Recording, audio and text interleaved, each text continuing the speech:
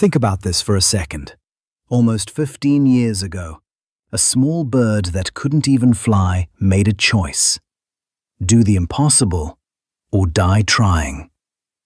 If you've never heard this story, give me 1 minute.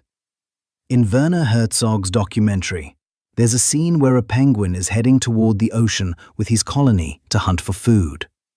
Then, out of nowhere, he stops. He turns around, and he starts walking the other way, straight toward the mountains. The path he picked has no food for 70 kilometers, no shelter, nothing.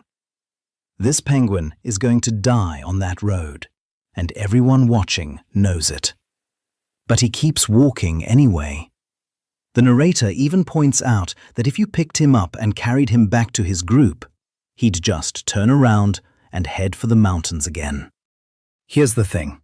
This clip showed up in my feed for days, and every time I scrolled past it. Then recently it came back, and this time I stopped. I watched the whole documentary. And that's when it hit me why this penguin went viral. Because packed inside that 2-minute scene are 4 lessons that ancient Japanese masters spent their entire lives teaching. 4 truths the samurai wrote about centuries ago. And I'd bet that even if you've seen this video, you missed all 4. So let me break them down, because this kind of wisdom is rare. The first lesson is about waking up. The moment that penguin stopped and turned, I stopped seeing a bird and started seeing a person.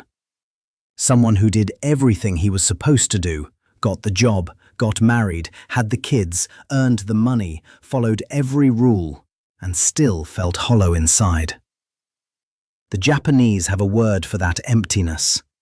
Mu. The void that comes from living a life that was never really yours.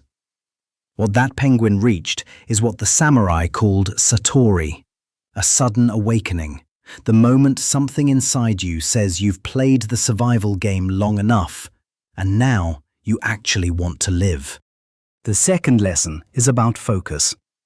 In the clip, a person is standing directly in the penguin's path. He doesn't stop. He doesn't argue. He doesn't even look up. He just steps around and keeps moving toward the mountain, never once glancing back.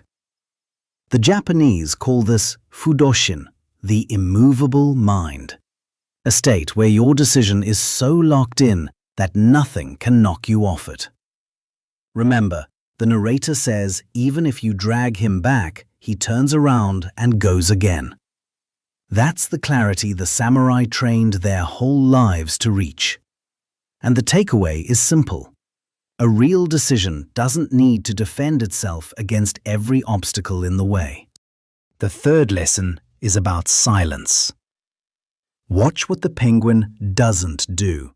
He doesn't stop to explain himself. He doesn't argue with the humans watching. He doesn't try to make his colony understand. He just walks. The Japanese call this a kind of killing with silence. And here's the part most people miss. If you're still explaining yourself, you're still asking for permission, which means the decision isn't finished inside you yet. That penguin gives no one the chance to talk him out of it. His silence says more than any argument ever could. The fourth lesson is about death.